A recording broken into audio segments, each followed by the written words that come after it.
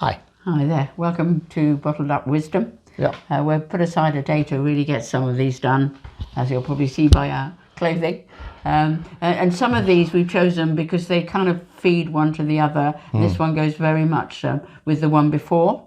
Anxiety and anger drives us to impulsive reactions, threatening, pleading, demanding. Wisdom teaches us to take a step back and take time to think through things. Know your battleground, know your goals. Try to choose the right time and approach things in a calm and measured way. So if you've listened to the one before, taking steps to change, I think these two emotions, either worry or anger, are the two emotions, and pain, are the two or three emotions that would derail our considered steps that we're trying to take. Yeah. Do you want to say a little bit about the 4 Ps? Because I think that's quite, threatening, pleading. Yeah, I think the 4 Ps sort of came out, and I mean, basically that kind of sums up the 4 Ps to some extent, that. And it's one of the things that we talked about right away at the beginning when we first started to look at Bottled Up, is we started with what doesn't work, but what do people do? But it just doesn't work, but they keep doing it, and that was the 4 Ps, and the 4 Ps are, it's about punishing. If somebody comes in drunk, then you very often let them know that you're not very pleased, so there is a punishing aspect of that. Or, you may withdraw your favours, or, you might stop talking to them, or, etc.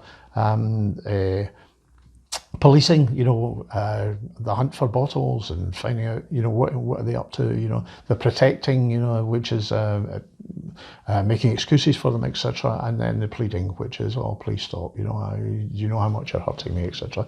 And none of these things actually work, and they don't work for very good reasons, and we've gone into that in the website, But people keep doing it, and they keep doing it because at that stage, that's the only tools that they have. And if these are the only tools that you have, then that's what you use. So you end up, if the only tool you've got in your box is a hammer and you're trying to put a screw in, then you hammer the screw in and it doesn't go very well, So. And just really understand too, when you're making steps to change, all of these things can work in a loving relationship in other arenas, That was confused the hell out of me when I was living with my drinker, because I knew they loved me, and in any other arena other than drink, I could use all of those. But that's the problem. And I'd get a result. But that's the problem. The drink has its own rules, and they're actually quite counterintuitive. Yeah, and that's what we try to tell you about in the website. So the programs are about wisdom, stepping back. We've talked about this, about up against the brick wall to step back. Yep. Can I just say, particularly in terms of an intervention? We talk about how to intervene. We talk about it particularly with share. There is an intervention.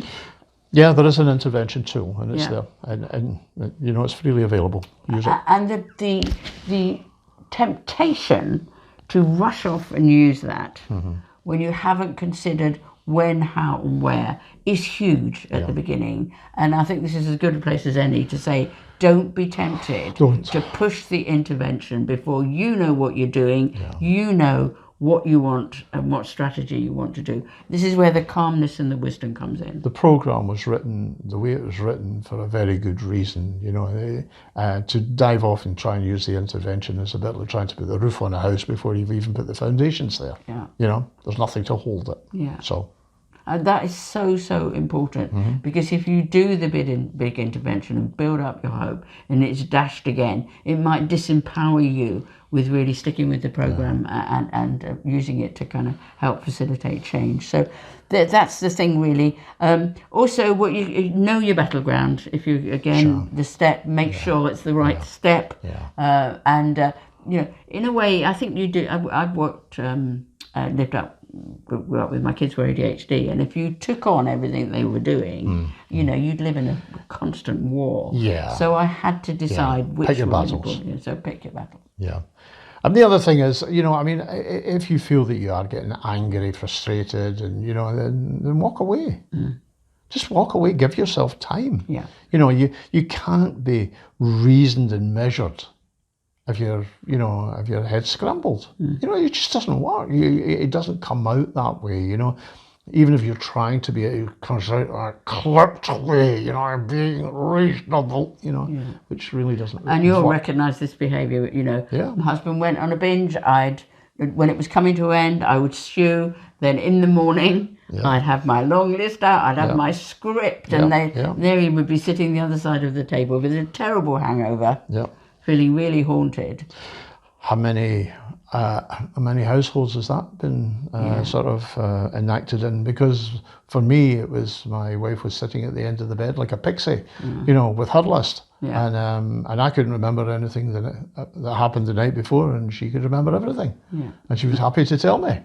But she'd be halfway through her list, and I was in the pub, you know, and that's what happens, you know. So understandable, but not helpful. Nope. Be kind to yourself that you want to do it. Even be kind to yourself if you do it. Yep. But learn wisdom and recognise that is not how this situation is going to change. Yeah. So give yourself time. You know. Again, there's so many people. You know, if you get angry, count to 10. You know. Count to 10. Count to 10,000 if that helps. You know, whatever works for you. Take yourself into a different room. Yeah. You know, Go for a walk, do something, you know, and then be measured when you come back. And we talk about steps for change. I think it's realistic to say that often in the recovery, it's 3 steps forward and then 2 back. You know, it isn't, oh, good change, oh, good change. It's, oh, good change, and oh, shit. Change doesn't tend to be linear. No. You know, it's got to be up and down and up and down, and then all of a sudden it goes 5. You know, I mean, and sometimes there's leaps. Sometimes it looks as if it's going backwards. Sometimes it looks as if nothing's happening. But, you know, and this is when, we've talked in other videos about journals. Sometimes it's good to journal because then you can look back. There was a mountain I used to climb in Scotland, and, and you go through all these woods, and it was awful because you couldn't see a thing, you know, and it was like that, you know, it was really steep, and there was no view, there was nothing, and then you emerged out the other side and you look back, and all of a sudden, it's this wonderful vista, this loch below you, you know, and it was beautiful. But you could only tell how far you had gone by looking backwards, you know, not while you were in the middle of those woods. You couldn't tell a thing. You could have been still at ground level, you could have been at the top of the mountain, you had no idea, you know. But once you emerged and looked back, then fine. And that's what you need to do sometimes. You need to look back and say, how far have I come? Yeah. And take heart. We are living proof that we've navigated our way through some really tough times. Absolutely. And they do come to an end. Yeah. Okay. Thank you for listening. Take care. Talk soon. Bye. Bye.